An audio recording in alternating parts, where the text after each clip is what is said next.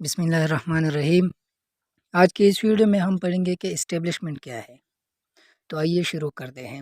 ہمارے ہاں تقریباً ہر شخص بالخصوص میدان سیاست اور کوچئی صحافت سے منسلک احباب نہ صرف یہ کہ اسٹیبلشمنٹ کا لفظ روزانہ کئی بار اپنی تحریر و تقریر میں استعمال کرتے ہیں، بلکہ اکثر و بیشتر اسٹیبلشمنٹ پر خوب تنقید بھی کرتے ہیں، لیکن بہت سارے حضرات اس اصطلاح کی صحیح مفہوم اور بنیادی خدوخال سے ناواقف ہوتے ہیں۔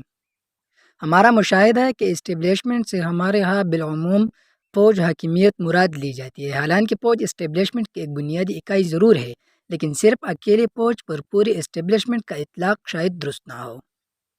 اسٹیبلشمنٹ دراصل ریاست کی اس غیر اعلانیہ منظم اور طاقتور بنیادی اکائی کا نام ہے جو تعداد کے لحاظ سے اقلیت میں ہوتی ہے، لیکن ریاستی نظام پر اثر انگیزی اور حکومتی امور میں فیصلہ سازی کی وسیع ترین اختیارات کی باعث اکثریت پر باری بلکہ حاوی ہوتی ہے۔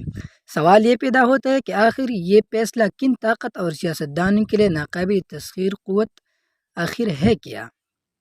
ہم سب خوب جانتے ہیں کہ کسی جمہوری ریاست کی تین اہم اور بنیادی ستون ہوتے ہیں: مقننہ، عدلیہ اور انتظامیہ۔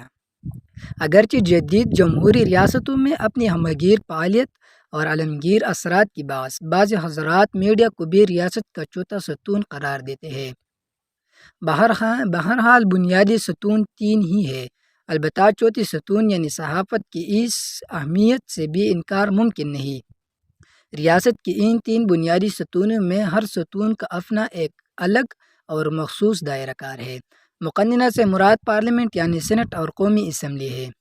مقننہ کا کام قانون سازی ہے۔ عدلیہ سے مراد سپریم کورٹ اور اس کی ماتحت عدالتیں ہیں۔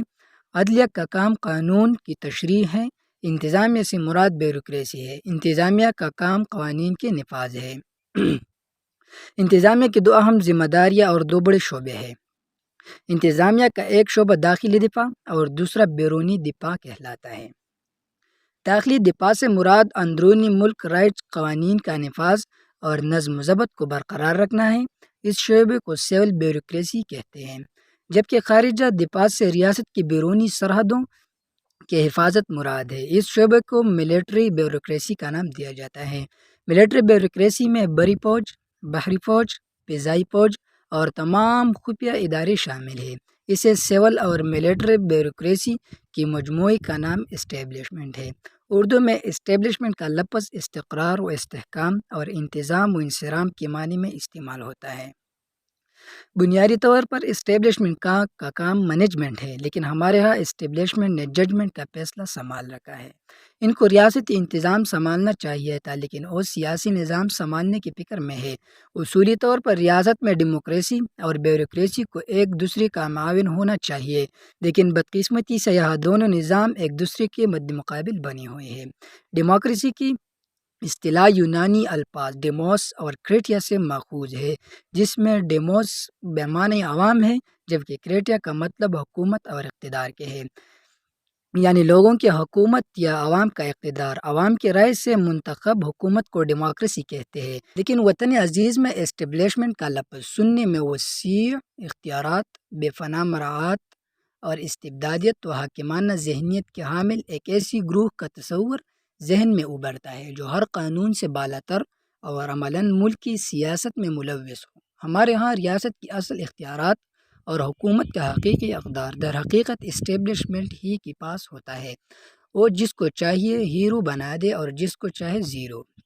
چاہے تو منتخب وزیر اعظم کو بے دست وفا کر دے اور چاہے تو باہر سے برآمد کر کے وزیر اعظم منتخب کرا دے۔